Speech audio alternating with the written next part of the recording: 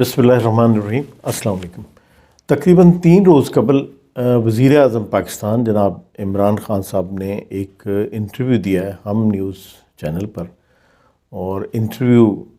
کرنے والے صاحب جو ہیں ان کا نام ہے حمزہ علی عباسی۔ اس میں وزیر اعظم پاکستان جناب عمران خان صاحب نے ویسے تو بہت ساری باتیں کی ہیں، لیکن اس میں کچھ حصہ گفتگو کا جو ہے وہ ان کا اس وقت سے ریلیٹڈ ہے جو انہوں نے انگلینڈ میں گزارا۔ عمران خان صاحب نے بیان کیا کہ ان کا بیشتر حصہ انگلینڈ میں گزرا ہے، اور وہ ان کی روٹین یہ تھی کہ سردیوں میں وہ پاکستان شفٹ ہو جایا کرتے تھے اور گرمیوں میں انگلینڈ میں کرکٹ کھیلا کرتے تھے۔ ان کا کہنا یہ تھا کہ اس معاشرے کو جتنی قریب سے انہوں نے دیکھا ہے اتنا شاید ہی کسی نے دیکھا ہو۔ انگلینڈ کے بارے میں اگر ہم دیکھیں تو یہ کسی بھی طرح سے ترقی یافتہ ممالک کی لسٹ میں اس کا مقام اچھے خاصے نمبر پہ آتا ہے، اور تہذیب یافتہ ممالک میں بھی یہ اس کی رینکنگ جو ہے پہلے چند ممالک میں ہوگی۔ لہٰذا ایسا معاشرہ یا ایسی تہذیب جس نے کسی زمانے میں دنیا کے بیشتر ممالک میں حکومت بھی کی ہو، اس کو اتنی قریب سے دیکھنے کا خان صاحب کو موقع ملا، اور یقیناً اس قسم کی آبزرویشن، اس قسم کا مشاہدہ آدمی کے لیے زندگی میں بہت سارے ایسے دروازے کھولتا ہے ترقی کے، اور خان صاحب نے ڈیفینیٹلی اس سے بھرپور فائدہ بھی اٹھایا ہوگا اپنی پرسنل لائف میں بھی، اپنے پروفیشنل لائف میں بھی۔ میں اس وقت اس انٹرویو سے چند لائنیں کوٹ کرنا چاہوں گا جو خان صاحب نے بیان کی انٹرویو میں، اور وہ میں نے لکھی بھی ہیں، اور لکھی ہوئی لائنوں کو ہی میں پڑھنا چاہوں گا تاکہ کسی بھی طرح سے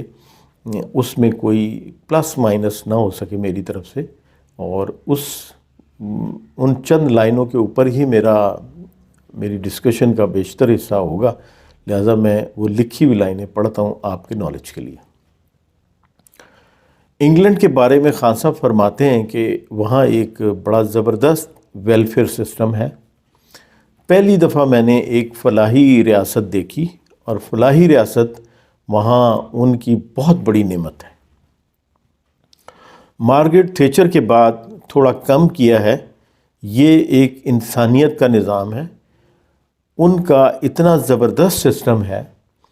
غریب آدمی کے لیے پروٹیکشن، غریب آدمی کے لیے تعلیم مفت ہے، ہسپتالوں میں علاج مفت ملتا ہے،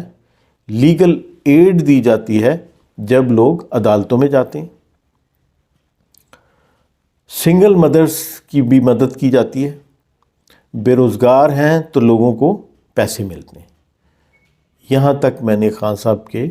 ورڈز کو ہی کوٹ کیا ہے، اور اب اس کے اوپر میں کچھ گزارشات کرنا چاہتا ہوں۔ یہ جتنی بھی باتیں کی ہیں خان صاحب نے، اور اتنا وقت ان کا ایک ایسے معاشرے میں گزرا ہے جو جیسے میں نے گزارش کی کہ تہذیب یافتہ اقوام میں شامل ہیں، مہذب اقوام میں شامل ہیں، ترقی یافتہ ممالک میں شامل ہیں، اور کسی دور میں دنیا کے بیشتر ممالک میں ان کا دور حکومت بھی گزرا ہے۔ تو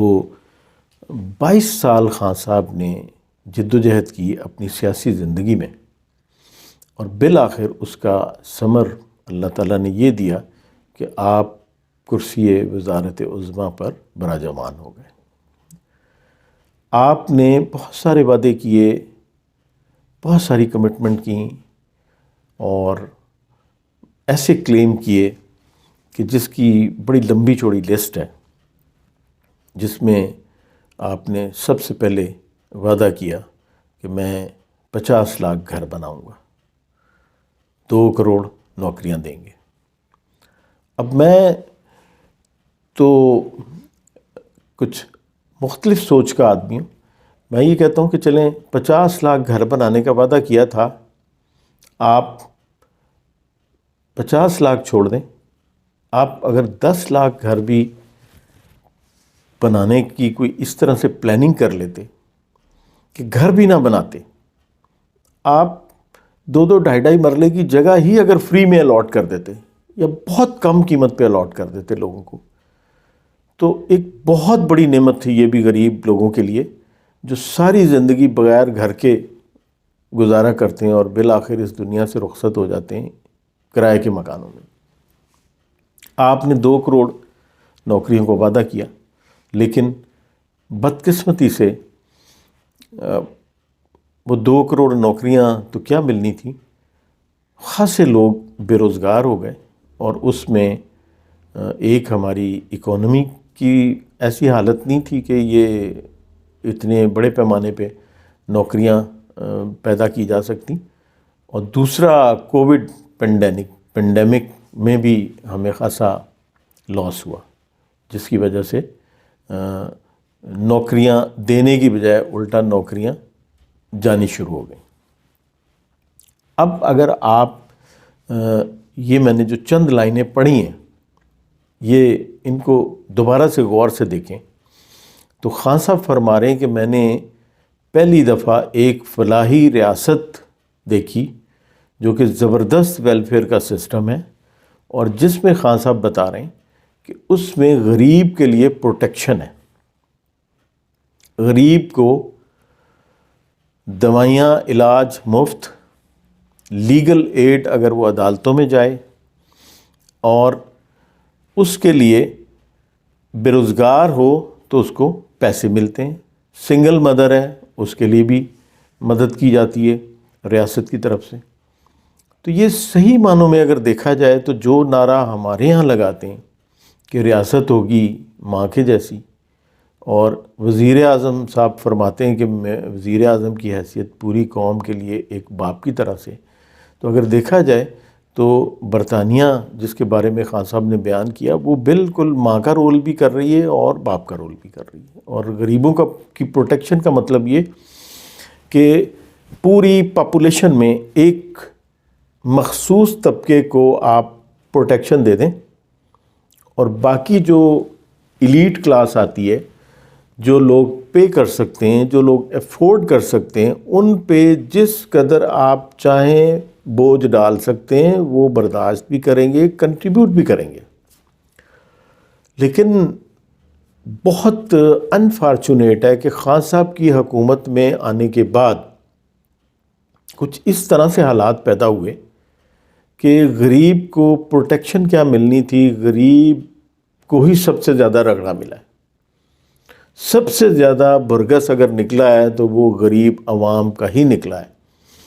سب سے زیادہ اگر کوئی طبقہ پسا ہے تو وہ غریب عوام ہی پسی ہے۔ اور اس میں یہ نہیں کہتا کہ خان صاحب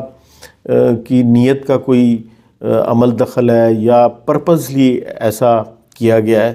میری آبزرویشن کے مطابق اس کی بہت بڑی وجہ ایک تو اس سلسلے میں خان صاحب کے پاس کسی قسم کا کوئی پلان نہیں تھا، کوئی ایسا ویژن نہیں تھا، اور جو خان صاحب کے ارد گرد لوگ تھے انہوں نے بھی اس میں بہت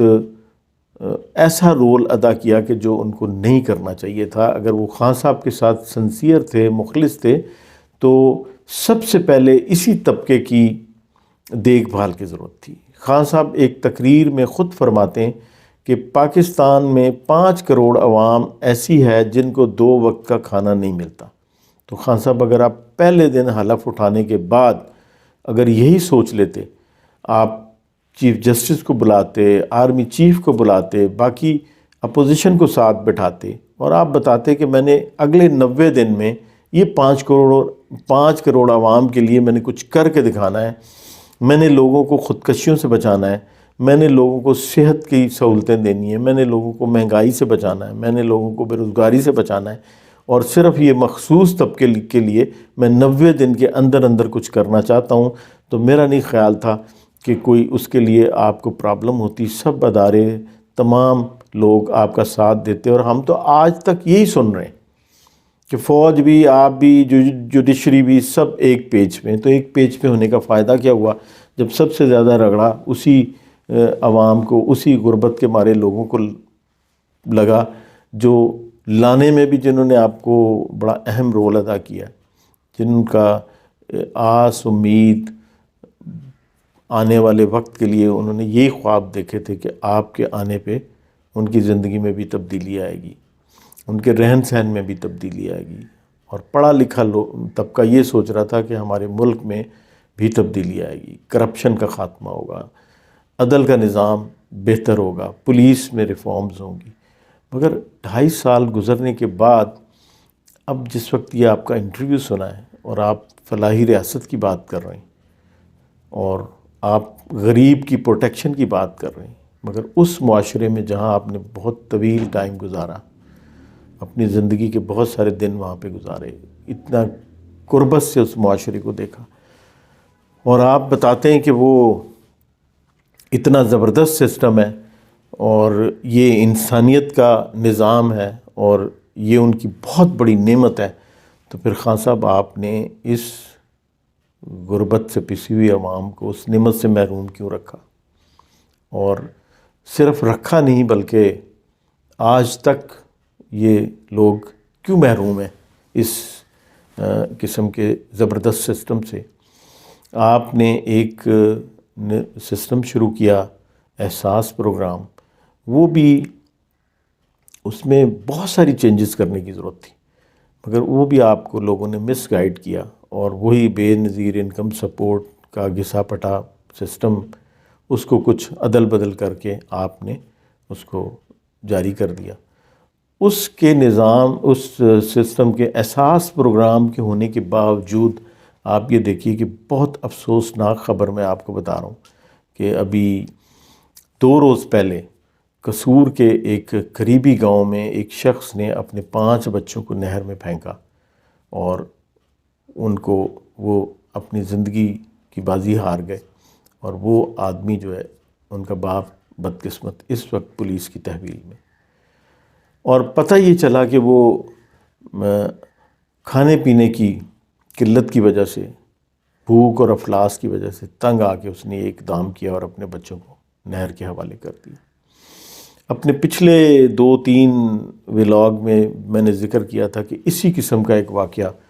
ملتان کے کسی علاقے میں ہونے والا تھا، نہر کے قریب، جہاں ایک ذمہ دار شہری نے